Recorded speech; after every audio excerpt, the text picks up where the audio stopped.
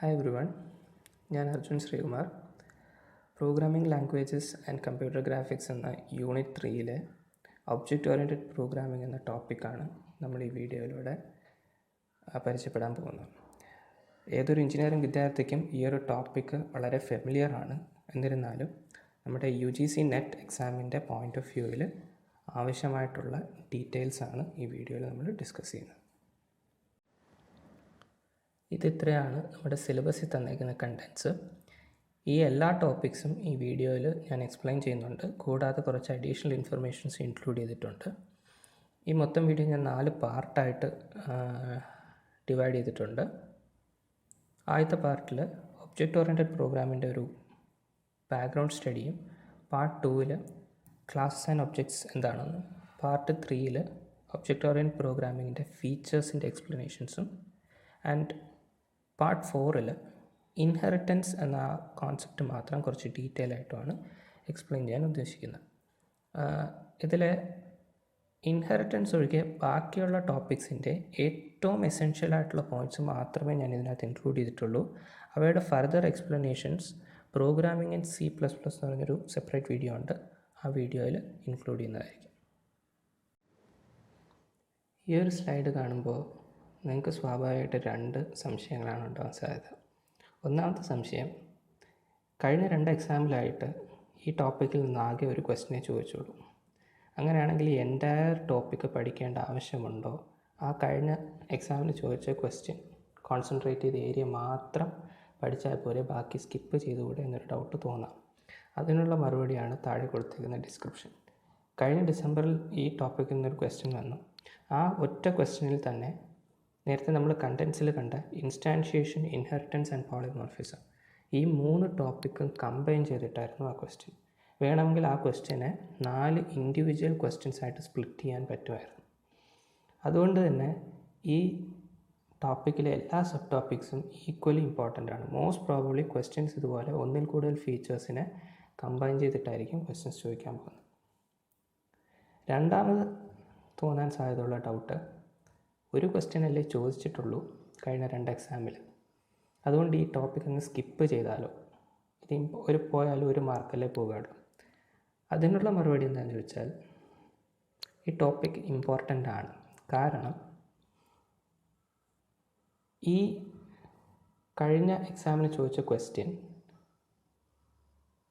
Programming in C++ എന്ന ടോപ്പിക്കുമായിട്ട് combine ചെയ്തിട്ടാണ് ചോദിച്ചത്.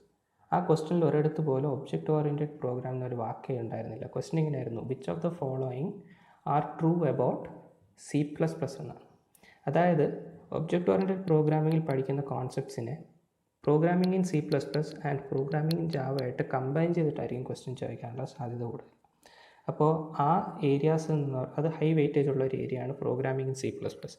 ആ ഏരിയയിൽ നിന്നുള്ള ക്വസ്റ്റ്യൻസ് സോൾവ് ചെയ്യാൻ ഒബ്ജക്റ്റ് ഓറിയൻറ്റഡ് പ്രോഗ്രാമിങ്ങിൻ്റെ കോൺസെപ്റ്റ്സ് അറിഞ്ഞിരിക്കുന്നത് എന്തുകൊണ്ടും ഒരു അഡ്വാൻറ്റേജ് ആണ്.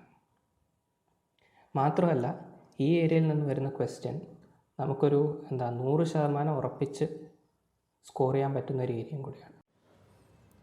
പാർട്ട് 1-ൽ ഒബ്ജക്റ്റ് ഓറിയൻറ്റഡ് പ്രോഗ്രാമിംഗ് എന്താണെന്നും അതിനെ ഇത്രയും പോപ്പുലർ ആക്കിയതിൻ്റെ ഫീച്ചേഴ്സ് എന്താണെന്നും അതിൻ്റെ ഒരു എവല്യൂഷൻ ഹിസ്റ്ററിയാണ് നമ്മൾ ബ്രീഫായിട്ട് എക്സ്പ്ലെയിൻ ചെയ്യാനായിട്ട് പോകുന്നത്. അതിനുവേണ്ടി ആദ്യം നമ്മൾ പരിചയപ്പെടേണ്ട ടേമാണ് paradigm. Even though it is written as paradigm, അത് വായിക്കേണ്ടത് ആക്ച്വലി പാരഡൈം എന്നാണ്. ഞാനൊരു കോമൺ തീം വെച്ച് ഒരു മാഗസീനിലേക്ക് ആർട്ടിക്കിൾസ് ക്ഷണിച്ചു കഴിഞ്ഞാൽ ചിലർ കവിതകളായിരിക്കും അയക്കുന്നത്, ചിലർ കഥകളായിരിക്കും അയക്കുന്നത്, ചിലർ ചിത്രങ്ങളും ചിലർ ലേഖനങ്ങളൊക്കെ ആയിരിക്കും അയക്കുന്നത്. അവിടെ സംഭവിച്ചത്, ഒരു സെയിം കോൺസെപ്റ്റിനെ തന്നെ പലരും പല ഡിഫറെൻറ്റ് ഫോർമാറ്റ്സിൽ റെപ്രസെൻറ്റ് ചെയ്തു. സിമിലർലി കമ്പ്യൂട്ടർ പ്രോഗ്രാമിങ്ങിലും depending on the language we are using നമുക്ക് പ്രോഗ്രാമിനെ ഡിഫറെൻറ്റ് സ്ട്രക്ചേഴ്സിൽ എഴുതാൻ കഴിയും ഓർ ഡിഫറെൻറ്റ് ഫോർമാറ്റ്സിൽ എഴുതാനായിട്ട് കഴിയും. ആ ഡിഫറെൻറ്റ് ഫോർമാറ്റ്സിനെ വിളിക്കുന്ന പേരാണ് പാരഡൈംസ്. ഒബ്ജക്റ്റ് ഓറിയൻറ്റഡ് പ്രോഗ്രാമിംഗ് എന്ന് പറയുന്ന എൻ്റയർ കോൺസെപ്റ്റും ഒരു പാരഡൈമിന് എക്സാമ്പിളാണ്. ഇന്ന് വേൾഡിൽ ഏറ്റവും പോപ്പുലർ ആയിട്ടുള്ള പാരഡൈമാണ് object oriented programming. And also നേരത്തെ പറഞ്ഞ പോലെ it depends on the language. ചില ലാംഗ്വേജസ് ഒരു പെർട്ടിക്കുലർ പാരഡൈം ആയിരിക്കും സപ്പോർട്ട് ചെയ്യുന്നത്, എങ്കിൽ അതിൽ മാത്രമേ നമുക്ക് പ്രോഗ്രാം എഴുതാനായിട്ട് പറ്റുള്ളൂ. Different paradigms are available. അതിൽ നേരത്തെ പറഞ്ഞ പോലെ ഇന്ന് ഏറ്റവും പോപ്പുലർ ആയിട്ടുള്ളത് ഒബ്ജക്റ്റ് ഓറിയൻറ്റഡ് പ്രോഗ്രാമിംഗ് ആണ്.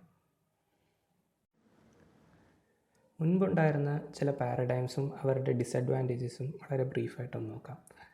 ആദ്യകാലത്ത് നിലവിലിരുന്ന ഒരു പാരഡൈമാണ് മോണോലിത്തിക് പ്രോഗ്രാമിംഗ്. അത് അസംബ്ലി ലാംഗ്വേജസ് യൂസ് ചെയ്യുന്ന ഒരു പാരഡൈമാണ്. അതുകൊണ്ട് തന്നെ നമുക്ക് ഊഹിക്കാവുന്നുള്ള അതിൻ്റെ ഡിസഡ്വാൻറ്റേജസ് എന്തൊക്കെയാണെന്ന്. അത് വളരെ സിമ്പിളായിട്ടുള്ള പ്രോഗ്രാംസ് മാത്രമേ എഴുതാൻ പറ്റുമായിരുന്നുള്ളൂ. ഒരു സീക്വൻഷ്യൽ എക്സിക്യൂഷൻ സ്ട്രക്ചറായിരുന്നു. അതായത് ഒരു ലൈൻ എക്സിക്യൂട്ട് ചെയ്താൽ തൊട്ടടുത്ത ലൈൻ, പിന്നെ തൊട്ടടുത്ത ലൈൻ, അങ്ങനെ മാത്രമേ എക്സിക്യൂട്ട് ചെയ്യുന്നുള്ളൂ. സബ് റുട്ടീൻസിനെ സപ്പോർട്ട് ചെയ്തിരുന്നില്ല. അതായത് ഒരു എൻറ്റയർലി ഡിഫറെൻ്റ് ആയിട്ടൊരു കോഡ് സെക്ഷനിലേക്ക് ജമ്പ് ചെയ്ത് പോകാനുള്ള കഴിവുണ്ടായിരുന്നില്ല.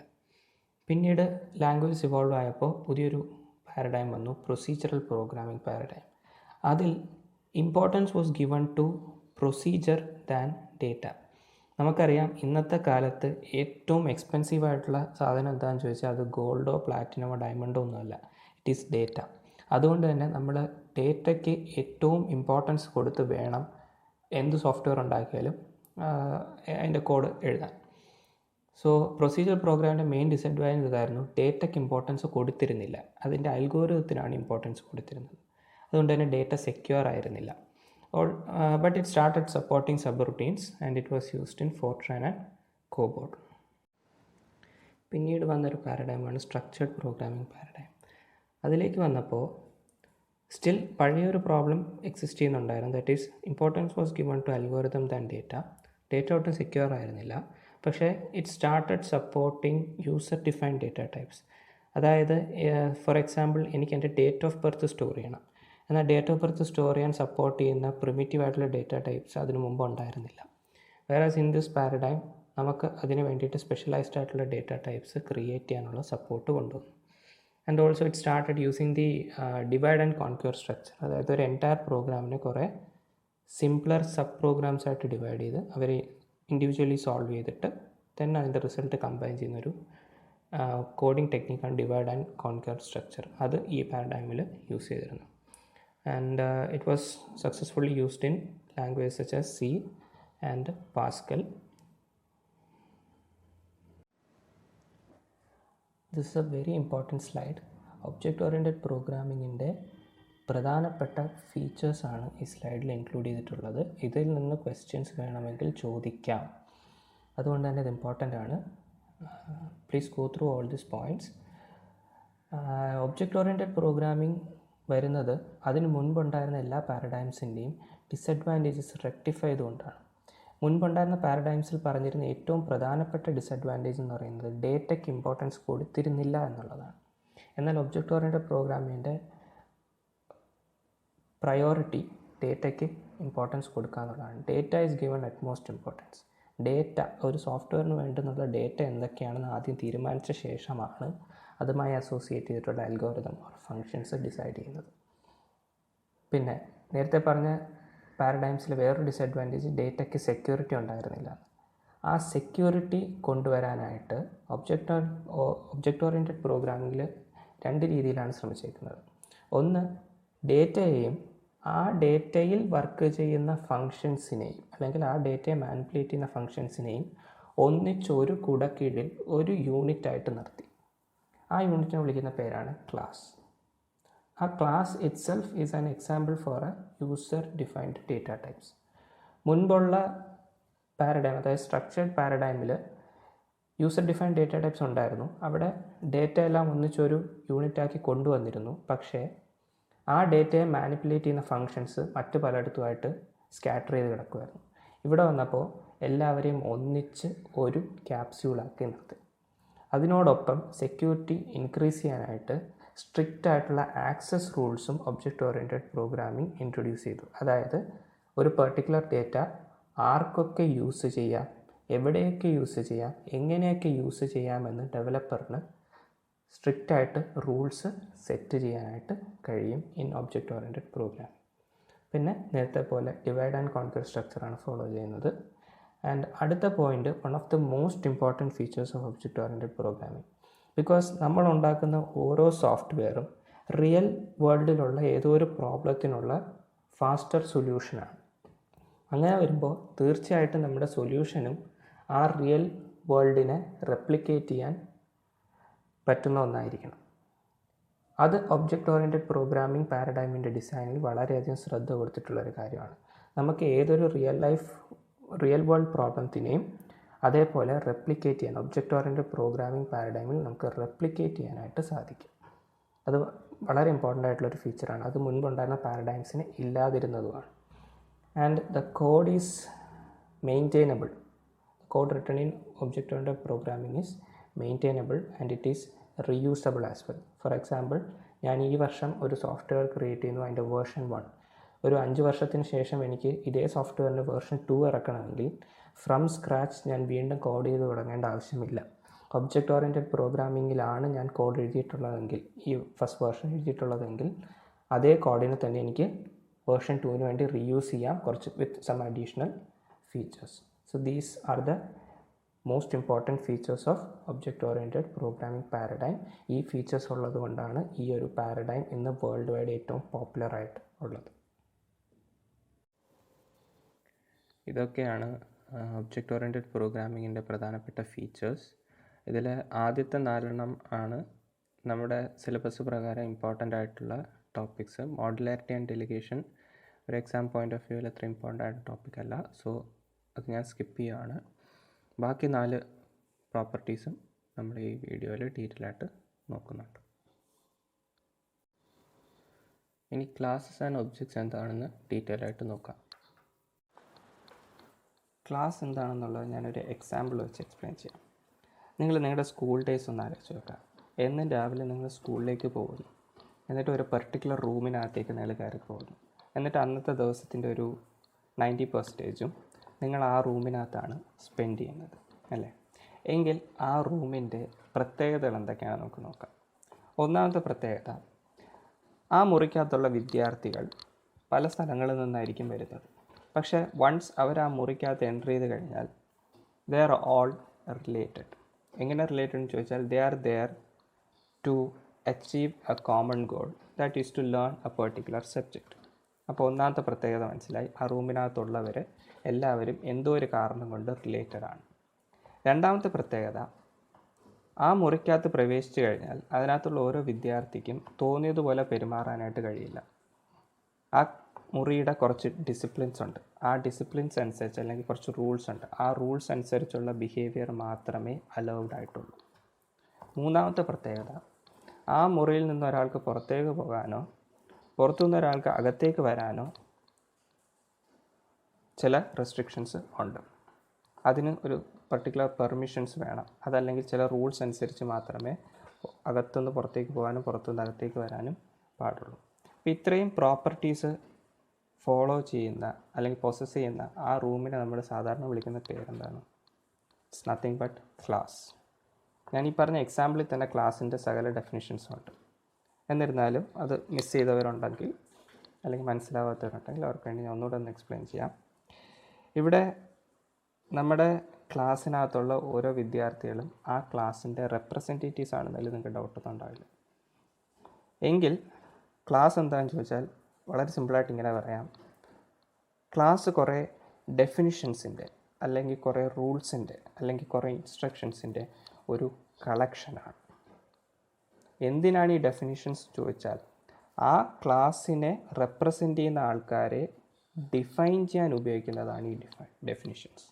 അല്ലെങ്കിൽ ആ ക്ലാസ്സിനെ റെപ്രസെൻ്റ് ചെയ്യുന്നവർ ഫോളോ ചെയ്യേണ്ട റൂൾസാണ് ഈ ക്ലാസ്സിൽ പറഞ്ഞേക്കുന്ന ആ കളക്ഷൻ ഓഫ് റൂൾസ്.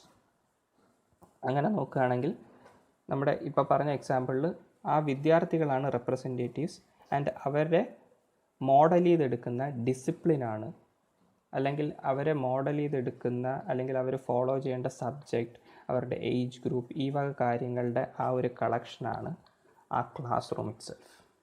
ഓക്കെ, അത് മാത്രമല്ല നമ്മുടെ സ്ലൈഡിൽ പറഞ്ഞേക്കുന്ന പോയിൻറ്റ്സും കൂടെ നമുക്കൊന്ന് നോക്കാം.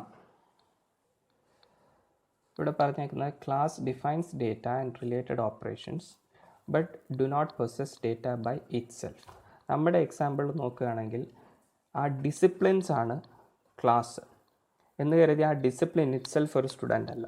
ആ ഡിസിപ്ലിൻ ഒരു വ്യക്തി ഫോളോ ചെയ്ത് കഴിയുമ്പോഴാണ് ആ വ്യക്തി സ്റ്റുഡൻ്റായിട്ട് മാറുന്നത്. അപ്പോൾ ക്ലാസ് എന്ന് പറയുന്നത് it's not like a material, existing material അല്ല. ആ ക്ലാസ്സിൻ്റെ റൂൾസ് ഫോളോ ചെയ്യുന്ന ഒരു എക്സിസ്റ്റിംഗ് മെറ്റീരിയൽ വരുമ്പോൾ it is considered as a representative of a class and it is called object. അത് നമ്മൾ അടുത്ത സ്ലൈഡിൽ ഡീറ്റെയിൽ ആയിട്ട് നോക്കാം. മറ്റൊരു എക്സാമ്പിൾ ഞാൻ തന്നിട്ടുണ്ട്, കാർസിൻ്റെ ഒരു എക്സാമ്പിളാണ്. ജസ്റ്റ് ഒന്ന് എക്സ്പ്ലെയിൻ ചെയ്യാം എന്താണെന്ന്. നിങ്ങൾ റോഡിൽ ഒരു ഓട്ടോമൊബൈൽ കണ്ടു കഴിഞ്ഞാൽ അതൊരു കാറാണ് എന്ന് നിങ്ങൾക്ക് ഐഡൻറ്റിഫൈ ചെയ്യാൻ പറ്റണമെങ്കിൽ കാർസ് എന്ന് പറഞ്ഞ കാറ്റഗറിക്ക് ജനറലായിട്ട് കുറച്ച് റൂൾസ് ഓർ പ്രോപ്പർട്ടീസ് ഉണ്ടാകും. ആ പ്രോപ്പർട്ടീസിൻ്റെ കളക്ഷനാണ് കാർസ് എന്ന ക്ലാസ്. ആ പ്രോപ്പർട്ടീസ് സാറ്റിസ്ഫൈ ചെയ്യുന്ന ഒരു ഇൻഡിവിജ്വൽ ഓട്ടോമൊബൈലാണ് കാർ എന്ന ഒബ്ജക്റ്റ്. ഒബ്ജക്ട്സ് ഡീറ്റെയിൽ ആയിട്ട് നമുക്ക് അടുത്ത സ്ലൈഡിൽ നോക്കാം.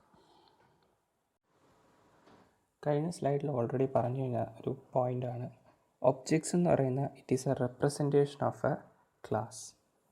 അതായത് ക്ലാസ്സിൽ പറയുന്ന റൂൾസ് ഫോളോ ചെയ്യുന്ന എക്സിസ്റ്റിംഗ് ആയിട്ടുള്ള ഒരു മെറ്റീരിയലിനെയാണ് നമ്മൾ ഒബ്ജക്റ്റ് എന്ന് പറയുന്നത്. ഉദാഹരണത്തിന് ഫ്രൂട്ട്സ് എന്ന് പറഞ്ഞൊരു ക്ലാസ് ഉണ്ടെങ്കിൽ ആപ്പിളും ഓറഞ്ചും ഗ്രേപ്സും ഒക്കെ ആ ഫ്രൂട്ട്സ് എന്ന ക്ലാസ്സിനെ റെപ്രസെൻ്റ് ചെയ്യുന്ന ഒബ്ജക്ട്സാണ്. മറ്റൊരു എക്സാമ്പിൾ നോക്കിയാൽ, ഒരു ആർക്കിടെക്റ്റ് ഒരു വില്ല പ്രോജക്റ്റ് ചെയ്യുന്നു.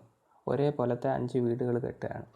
അതിനു വേണ്ടിയിട്ട് അയാളൊരു കോമൺ ബ്ലൂ പ്രിൻ്റാണ് വരച്ചത്. ഇവിടെ ആ ബ്ലൂ പ്രിൻ്റാണ് class, because it contains set of instructions. ഇനി ആ ബ്ലൂ പ്രിൻ്റ് ഉപയോഗിച്ച് 5 ഡിഫറെൻറ്റ് വീടുകൾ കെട്ടി. കാണാൻ ഒരുപോലെയാണ്, തമ്മിൽ റിലേറ്റഡ് ആണ്, ബട്ട് 5 ഡിഫറെൻറ്റ് വീടുകളാണ്. എങ്കിൽ ആ 5 പേരും ഈ ക്ലാസ്സിൻ്റെ ഓരോരോ റെപ്രസെൻറ്റേറ്റീവ്സാണ്, ഓർ ഇൻ അതർ വേർഡ്സ് ഓരോരോ ഒബ്ജക്ട്സ് ആണ്. അതാണ് നമ്മൾ അടുത്ത പറഞ്ഞിരിക്കുന്ന point. Multiple objects, related objects can represent A single class. ഇവിടെ 5 ഡിഫറെൻറ്റ് വീടുകൾ 5 പേരും റെപ്രസെൻറ്റ് ചെയ്യുന്ന ഒരു സിംഗിൾ ബ്ലൂ പ്രിൻറ്റിനെയാണ്. ഇനി എല്ലാ ഒബ്ജക്ട്സിനും പൊസസ് ചെയ്യുന്ന 2 കാര്യങ്ങളുണ്ട്. ഒന്ന് സ്റ്റേറ്റ്, മറ്റൊന്ന് ബിഹേവിയർ. സ്റ്റേറ്റ് എന്നാൽ കുറച്ച് പ്രോപ്പർട്ടീസാണ്, ഫിസിക്കൽ വാല്യൂസ് ആകാം, അങ്ങനത്തെ ചില പ്രോപ്പർട്ടീസ്. മറ്റൊന്ന് അതിൻ്റെ ആക്ഷൻസ്, അതെങ്ങനെയൊക്കെയാണ് പെർഫോം ചെയ്യുന്നത്, എങ്ങനെയൊക്കെയാണ് ബിഹേവ് ചെയ്യുന്നുള്ള കാര്യങ്ങൾ. നമ്മളൊരു എക്സാമ്പിൾ നോക്കിക്കഴിഞ്ഞാൽ കാർസ്, നമ്മൾ കഴിഞ്ഞ സ്ലൈഡിൽ പറഞ്ഞൊരു എക്സാമ്പിളാണ് കാർസ്. കാർസ് എന്ന ക്ലാസ്സിന് അല്ലെങ്കിൽ അതിൻ്റെ റെപ്രസെൻറ്റേറ്റീവ് ആയിട്ടുള്ള ഒബ്ജക്ട്സിന് ചില പ്രോപ്പർട്ടീസ് ഉണ്ട്, ചില ആക്ഷൻസും ഉണ്ട്. കാറിൻ്റെ ചില പ്രോപ്പർട്ടീസ് പറഞ്ഞാൽ എല്ലാ കാറിനും കളർ എന്ന് പറഞ്ഞൊരു പ്രോപ്പർട്ടി ഉണ്ട്, എല്ലാ കാറിനും മൈലേജ് എന്ന് പറഞ്ഞൊരു പ്രോപ്പർട്ടി ഉണ്ട്. അതുപോലെ മറ്റു വേറെ കുറേ പ്രോപ്പർട്ടീസും ഉണ്ട്. അതേപോലെ തന്നെ എല്ലാ കാറിനും കുറേ ഫങ്ഷൻസ് ഉണ്ട്. കാർ നമുക്ക് ഓടിക്കാൻ കഴിയും, കാറിൽ നമുക്ക് ഇൻഡിക്കേറ്റർ ലൈറ്റ്സ് ഇടാൻ കഴിയും, കാറിൽ നമുക്ക് AC വർക്ക് ചെയ്യിപ്പിക്കാൻ കഴിയും. അങ്ങനെ കുറേ ഫങ്ഷൻസും കാറിനുണ്ട്. So every object possesses properties or states as well as behaviours. പിന്നെ ഒരു പ്രധാനപ്പെട്ട കാര്യം, ഒരു സെയിം ക്ലാസ്സിനെ റെപ്രസെൻ്റ് ചെയ്യുന്ന 2 ഒബ്ജക്ട്സ് ഉണ്ട് എന്ന് കരുതി ആ 2 ഒബ്ജക്ട്സും എല്ലാ തരത്തിലും ഐഡൻറ്റിക്കൽ ആണെന്ന് പറയാൻ കഴിയില്ല. 2 പേർക്കും കോമൺ പ്രോപ്പർട്ടീസ് തന്നെയായിരിക്കും, പക്ഷേ ആ പ്രോപ്പർട്ടീസിൻ്റെ ഇൻഡിവിജ്വൽ വാല്യൂസ് ഡിഫറെൻ്റ് ആയിട്ട് വരാം. ഫോർ എക്സാമ്പിൾ, കാർസ് എന്ന് പറഞ്ഞൊരു ക്ലാസ് ഉണ്ട്. ആ ക്ലാസ്സിനെ റെപ്രസെൻ്റ് ചെയ്യുന്ന 2 കാർ മോഡൽസ് ഉണ്ട്. ആ 2 കാർ മോഡൽസിനും കളർ എന്ന് പറഞ്ഞൊരു പ്രോപ്പർട്ടിയും മൈലേജ് എന്ന് പറഞ്ഞൊരു പ്രോപ്പർട്ടിയും ഉണ്ട്. ബട്ട് അതിൻ്റെ വാല്യൂസ് ഡിഫറെൻ്റ് ആയിട്ട് വരാം. ഒരു കാർ യെല്ലോ കളറും 15 km/ലിറ്റർ മൈലേജും, മറ്റേ കാറിന് റെഡ് കളറും 20 km മൈലേജുമാണ്. സോ അതിൽ നിന്ന് മനസ്സിലാകുന്ന കാര്യം, ഒബ്ജക്ട്സ് സെയിം ക്ലാസ്സിനെയാണ് റെപ്രസെൻ്റ് ചെയ്യുന്നതെങ്കിൽ അവരുടെ സ്ട്രക്ചർ സെയിം തന്നെയായിരിക്കും, പക്ഷേ ആ സ്ട്രക്ചറിനകത്ത് വരുന്ന values it could differ. Classes and ഒബ്ജക്ട്സിൻ്റെ കുറച്ച് റിയൽ ലൈഫ് എക്സാമ്പിൾസ് നോക്കാം. ആദ്യത്തെ എക്സാമ്പിൾ നമ്മൾ ഓൾറെഡി പറഞ്ഞു, ഒരു ബ്ലൂ പ്രിൻ്റ് ഉപയോഗിച്ച് മൾട്ടിപ്പിൾ ഹൗസസ് ബിൽഡ് ചെയ്തു. ഇൻ ദിസ് കേസ് ആ ബ്ലൂ പ്രിൻ്റ് ആണ് class, because it contain the instructions and each individual houses here is it's objects. അതേസമയം വേറൊരു എക്സാമ്പിൾ നോക്കാം. ഒരു റെസിപ്പി ഉപയോഗിച്ച് ഒരു പർട്ടിക്കുലർ ഫുഡ് ഐറ്റം ഉണ്ടാക്കുന്നു എങ്കിൽ ആ റെസിപ്പിയാണ് ഇവിടുത്തെ class, because it's A set of instructions and ആ റെസിപ്പി ഉപയോഗിച്ച് ഉണ്ടാക്കുന്ന ഓരോ പർട്ടിക്കുലർ ഡിഷും അതിൻ്റെ ഒബ്ജക്ട്സാണ്. ഒബ്ജക്ട്സ് ക്ലാസ്സസിൻ്റെ റെപ്രസെൻറ്റേറ്റീവ്സ് ആണെന്ന് നമുക്ക് ഓൾറെഡി അറിയാം.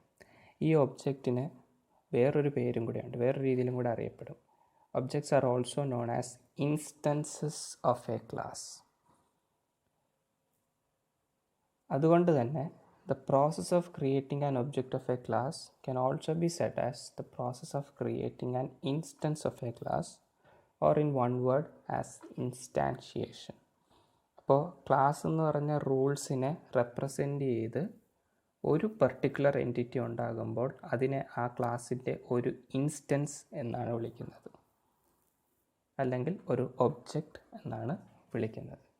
ഇനി നമ്മുടെ പ്രോഗ്രാമിങ്ങിലേക്ക് വരുമ്പോഴത്തേക്കും ഒരു ക്ലാസ്സിനകത്ത് നേരത്തെ പറഞ്ഞ സ്റ്റേറ്റും ബിഹേവിയറും ഉണ്ടെന്ന് പറഞ്ഞു. അത് പ്രോഗ്രാമിംഗ് ടേംസിലേക്ക് വരുമ്പോൾ state or properties are represented using data members. ചില വേരിയബിൾസ്, വാല്യൂ സ്റ്റോർ ചെയ്യാനുള്ള ചില വേരിയബിൾസ് ആയിട്ട് ആണ് പ്രോപ്പർട്ടീസിനെ റെപ്രസെൻറ്റ് ചെയ്യുന്നത്. They are called data members. രണ്ടാമത് ബിഹേവിയറിനെ നമ്മൾ ഫങ്ഷൻസ് വഴിയാണ് റെപ്രസെൻറ്റ് ചെയ്യുന്നത്. ക്ലാസ്സിനകത്തുള്ള ഫങ്ഷൻസിനെ വിളിക്കുന്ന പേരാണ് മെമ്പർ ഫങ്ഷൻസ്. ആ മെമ്പർ ഫങ്ഷൻസിൽ ഒരു സ്പെഷ്യാലിറ്റി ഉള്ള ഒരു പെർട്ടിക്കുലർ ഫങ്ഷൻ ഉണ്ട്. എല്ലാ ക്ലാസ്സസിനും ആ ഫങ്ഷൻ ഉണ്ടാകും. ആ സ്പെഷ്യൽ ഫങ്ഷനെ വിളിക്കുന്ന പേരാണ് കൺസ്ട്രക്ടേഴ്സ്. അത് കുറച്ചുകൂടെ ഡീറ്റെയിൽ ആയിട്ട് നമ്മൾ പ്രോഗ്രാമിംഗ് ഇൻ C++ൽ പ്രോബ്ലംസ് സോൾവ് ചെയ്യുന്ന സമയത്ത് നമുക്ക് നോക്കാം. ഇവിടെ ജസ്റ്റ് ഒരു ബ്രീഫ് ഐഡിയ തരാം.